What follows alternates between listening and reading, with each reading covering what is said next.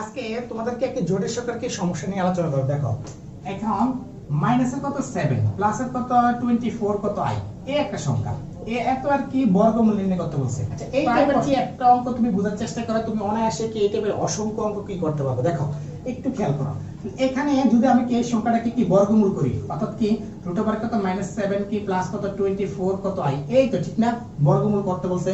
এখন এটাকে যদি বর্গমূল করি তাহলে কি আমার কি আসে, কি কোন জটিল সংখ্যাটা আসে সেটা আমার দেখতে হবে। এখন এই যে একটা সংখ্যা আমি কি করছি, বর্গমূল করছি। এখন বর্গমূলকে যদি আমি ক্যান্সেল করতে হয় তাহলে আমার কি আনতে হবে, অবশ্যই কি একটা কি বর্গ আনতে হবে।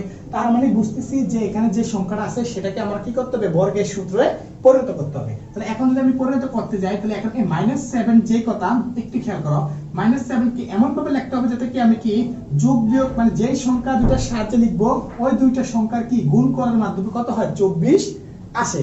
এখন তুমি কোন দুটা সংখ্যাকে কি বর্গ করে যোগ করলে বা বিয়োগ করলে কি -7 আসবে সেটা তুমি জানবা কিভাবে, এই যে মানে যে কাল্পনিক সংখ্যাটা আছে সেটাকে তুমি নিবা, নিয়ে কি করবা দুই দ্বারা ভাগ করবা। কেন, যেহেতু আমি কি বর্গের সূত্রে অ্যাপ্লাই করব, তাই সূত্রে অ্যাপ্লাই করলে কত হচ্ছে 12 দুগুণে কত 24। এখন এই 12কে যদি আমি কি 3 দ্বারা ভাগ করি 3 4 কত 12, তাহলে এই যে এই টুটা হচ্ছে আমার কি বর্গের সূত্রের 2, ঠিক না। তাহলে এই টুটা প্রথম টুটাকে যদি আমি কি বাদ দেই তাহলে থাকে কি 3 আর 4। এখন 3 আর 4 যদি আমি বর্গ করি তাহলে কত হচ্ছে 16 আর কি 9। এখন 16 আর 9 যদি আমি কি যোগ করি, হ্যাঁ, তাহলে কি 25 হয়ে যাচ্ছে নাকি। আর যদি বিয়োগ করি তাহলে কি 7 হচ্ছে, ঠিক না। এখন বিয়োগ করলে 7টা যে হচ্ছে সেটা কি প্লাসের 7 হচ্ছে না মাইনাসের 7 হচ্ছে, দেখো অবশ্যই প্লাসের 7 হচ্ছে, ঠিক না।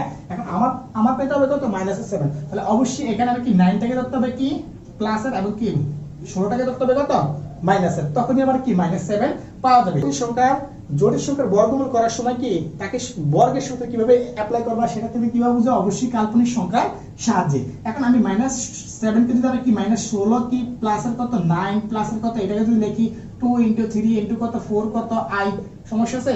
এখন একটু খেয়াল করেন, দেখো এখানে যদি কি -16টাকে যদি আমরা কি লিখি, হ্যাঁ -16টাকে কি 4 কত i স্কয়ার লিখি, সমস্যা আছে। 4 স্কয়ার মানে 16 আর i স্কয়ারের কারণে মাইনাস কত 1, তাহলে -1 এর সাথে 16 গুণ করলে অবশ্যই -16 পাচ্ছি আমরা, ঠিক না।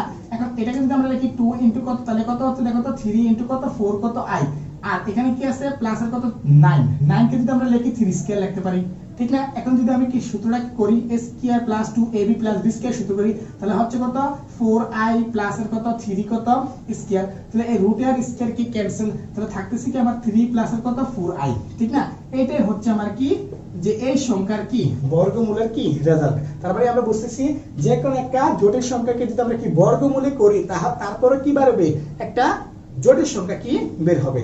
আশা করি ক্লাসটা বুঝতে পারছি।